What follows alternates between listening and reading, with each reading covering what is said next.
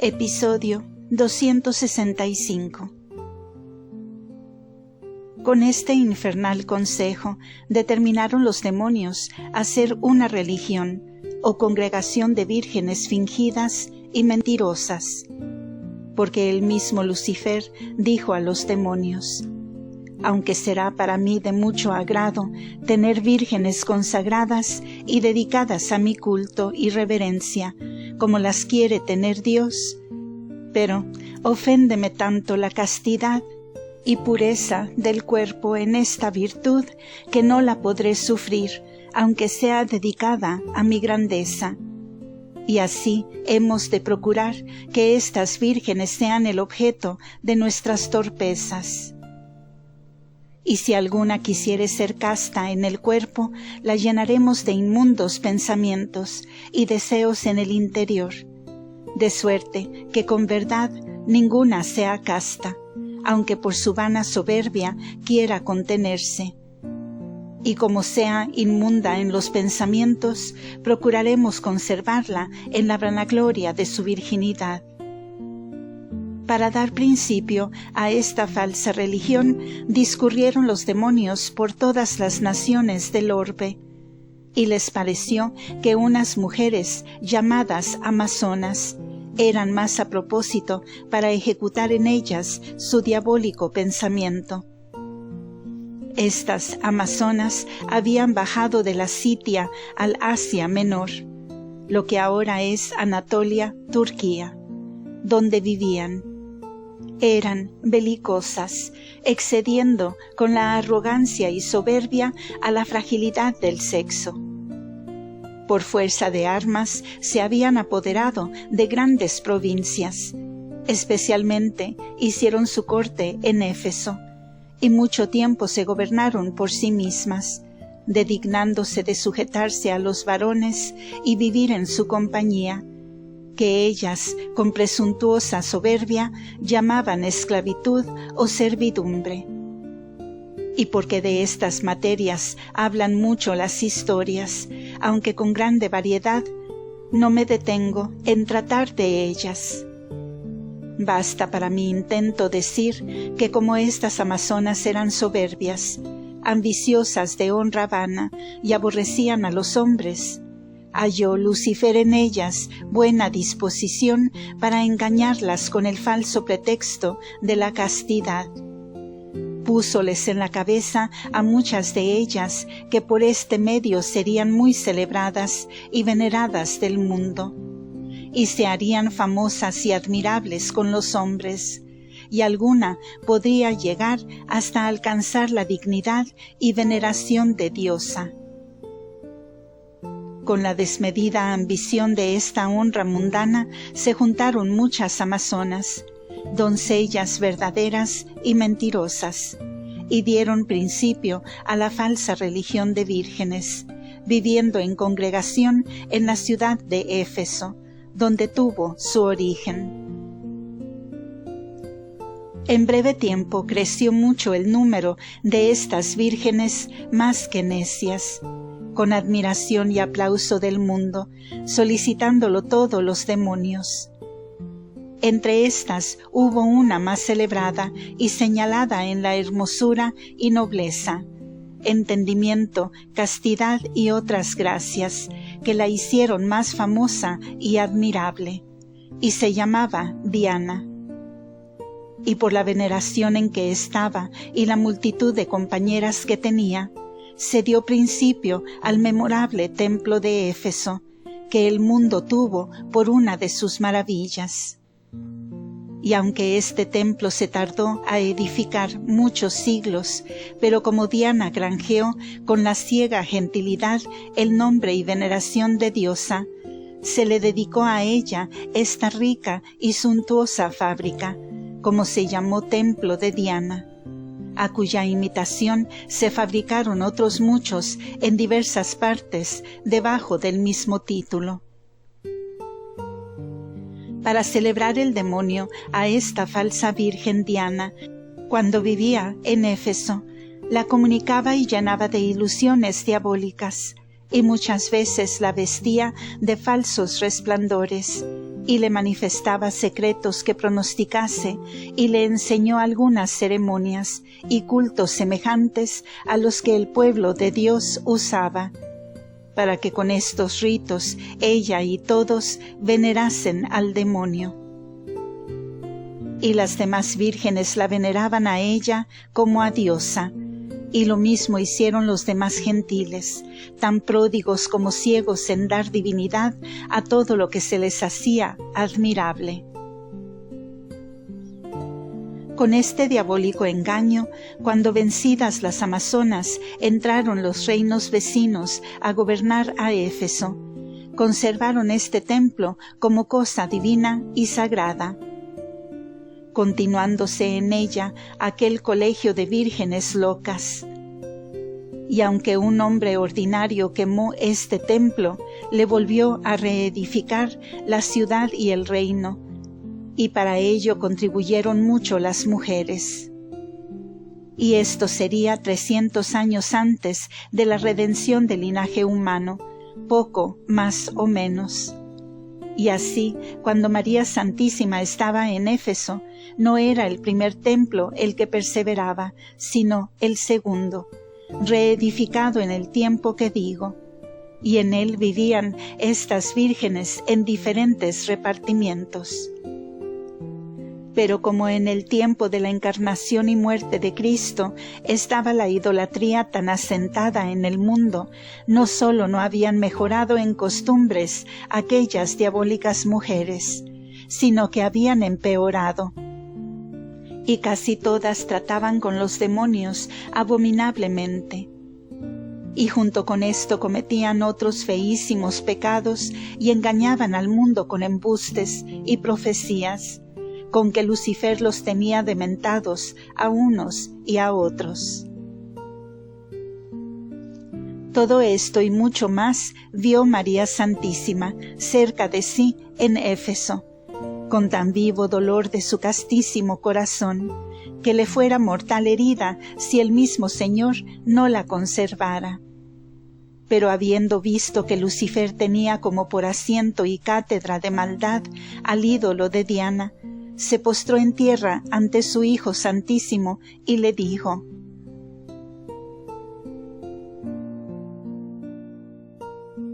Señor y Dios Altísimo, digno de toda reverencia y alabanza, estas abominaciones que por tantos siglos han perseverado, razón es que tengan término y remedio.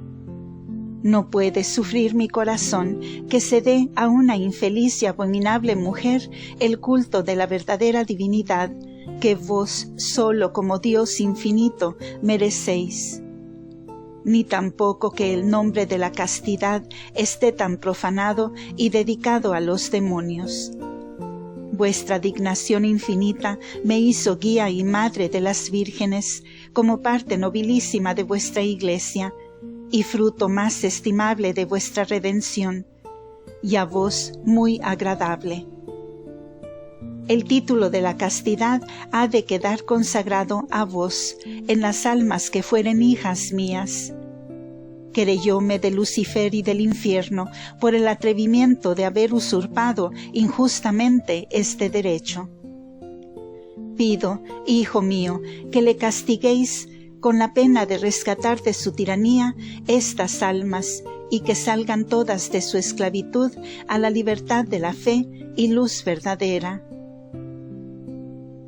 El Señor la respondió: Madre mía, yo admito vuestra petición, porque es justo no se dedique a mis enemigos la virtud de la castidad, aunque sea solo en el nombre, que se halla tan ennoblecida en vos y para mí es tan agradable. Pero muchas de estas falsas vírgenes son presitas por sus abominaciones y pertinacia, y no se reducirán todas al camino de la salvación eterna. Algunas pocas admitirán de corazón la fe que se les enseñare. En esta ocasión llegó San Juan Evangelista al oratorio de María Santísima, aunque no conoció entonces el misterio en que se ocupaba la Gran Señora del Cielo, ni la presencia de su Hijo nuestro Señor. Pero la verdadera madre de los humildes quiso juntar las peticiones propias con las del amado discípulo, y ocultamente pidió licencia al Señor para hablarle, y le dijo de esta manera: Juan, hijo mío, lastimado está mi corazón por haber conocido los grandes pecados que se cometen contra el Altísimo en este templo de Diana, y desea mi corazón que tengan ya término y remedio. El apóstol respondió: Señora mía, yo he visto algo de lo que pasa en este abominable lugar, y no puedo contenerme en dolor y lágrimas de ver que el demonio se ha venerado en él con el culto que se debe a solo Dios, y nadie puede atajar tantos males, si vos, Madre mía, no lo toméis por vuestra cuenta.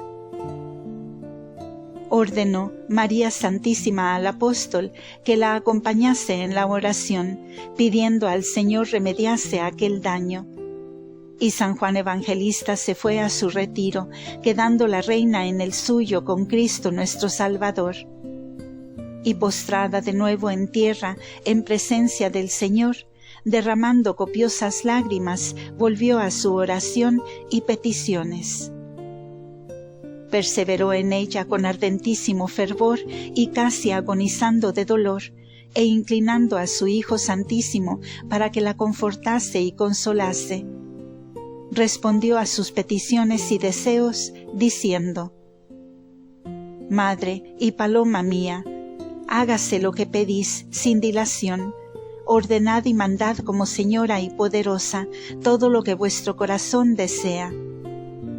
Con este beneplácito se inflamó el afecto de María Santísima en el celo de la honra de la divinidad, y con el imperio de reina mandó a todos los demonios que estaban en el templo de Diana descendiesen luego al profundo y desamparasen aquel lugar que por tantos años habían poseído.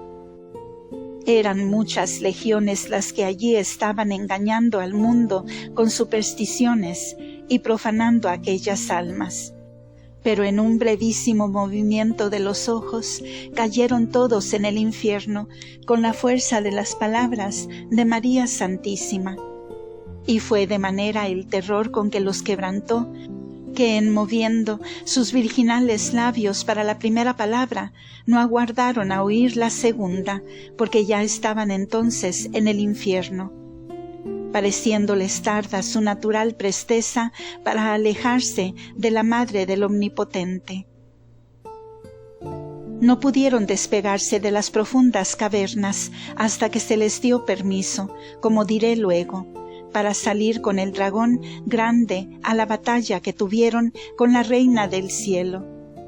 Antes en el infierno buscaban los puestos más lejos de donde ella estaba en la tierra. Mas advierto que con estos triunfos de tal manera venció María Santísima al demonio que no podía volver al mismo puesto o jurisdicción de que le desposeía. Pero como esta hidra infernal era y es tan venenosa, aunque le cortaba una cabeza, le renacían otras, porque volvía a sus maldades con nuevos ingenios y arbitrios contra Dios y su Iglesia. Pero continuando esta victoria, la Gran Señora del mundo, con el mismo consentimiento de Cristo nuestro Salvador, mandó luego a uno de sus santos ángeles, fuese al templo de Diana y que le arruinase todo, sin dejar en él piedra sobre piedra, y que salvase a solas 9 mujeres señaladas, de las que allí vivían, y todas las demás quedasen muertas y sepultadas en la ruina del edificio. Porque eran prescitas, y sus almas bajarían con los demonios a quienes adoraban y obedecían, y serían sepultadas en el infierno antes que cometiesen más pecados.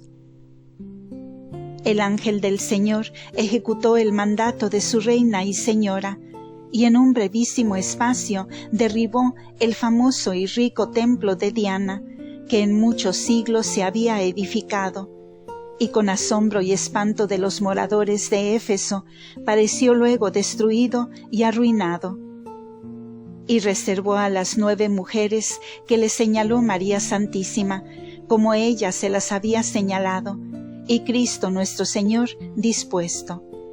Porque éstas solas se convirtieron a la fe, como después diré. Todas las demás perecieron en la ruina, sin quedar memoria de ellas. Y aunque los ciudadanos de Éfeso hicieron inquisición del delincuente, nada pudieron rastrear en esta destrucción, como la descubrieron en el incendio del primer templo, que por ambición de la fama se manifestó el malhechor. Pero de este suceso tomó el evangelista San Juan motivo para predicar con más esfuerzo la verdad divina y sacar a los efesinos del engaño y error en que los tenía el demonio. Luego, el mismo evangelista con la Reina del Cielo dieron gracias y alabanzas al Muy Alto por este triunfo que habían ganado de Lucifer y de la idolatría. Pero es necesario advertir aquí, no se equivoque el que esto leyere, con lo que se refiere en el capítulo 19 de los Hechos Apostólicos, del templo de Diana que supone San Lucas había en Éfeso, cuando San Pablo fue después de algunos años a predicar en aquella ciudad. Cuenta el evangelista que un grande artífice de Éfeso, llamado Demetrio, que fabricaba imágenes de plata de la diosa Diana, conspiró a otros oficiales de su arte contra San Pablo, porque en toda Asia predicaba que no eran dioses los que eran fabricados con manos de hombres. Y con esta nueva doctrina persuadió Demetrio a sus compañeros que San Pablo no sólo les quitaría la ganancia de su arte, sino que vendría en gran vilipendio el templo de la gran Diana, tan venerado en el Asia y en todo el orbe. Con esta conspiración se turbaron los artífices, y ellos a toda la ciudad, dando voces y diciendo: Grande es la Diana de los efesinos. Y sucedió lo demás que San Lucas prosigue en aquel capítulo. Y para que se entienda, no contradice a lo que dejo escrito, añado que este templo, de quien habla San Lucas, fue otro menos suntuoso y más ordinario que volvieron a reedificar los efesinos, después que María Santísima se volvió a Jerusalén. Y cuando llegó San Pablo a predicar, estaba ya reedificado. Y de lo que el texto de San Lucas refiere, se colige cuán entrañada estaba la idolatría y falso culto de Diana en los efesinos y en toda el Asia. Así, por los muchos siglos que los pasados habían vivido en aquel error, como porque la ciudad se había hecho ilustre y tan famosa en el mundo con esta veneración y templos de Diana. Y llevados los moradores de estos engaños y vanidad, les parecía no poder vivir sin su diosa, y sin hacerle templos en la ciudad, como cabeza y origen de esta superstición, que los demás reinos con emulación habían imitado. Tanto pudo la ignorancia de la divinidad verdadera en los gentiles, que fueron menester muchos apóstoles, y muchos años para dársela a conocer y arrancar la cizaña de la idolatría. Y más entre los romanos y griegos, que se reputaban por los más sabios y políticos entre todas las naciones del mundo.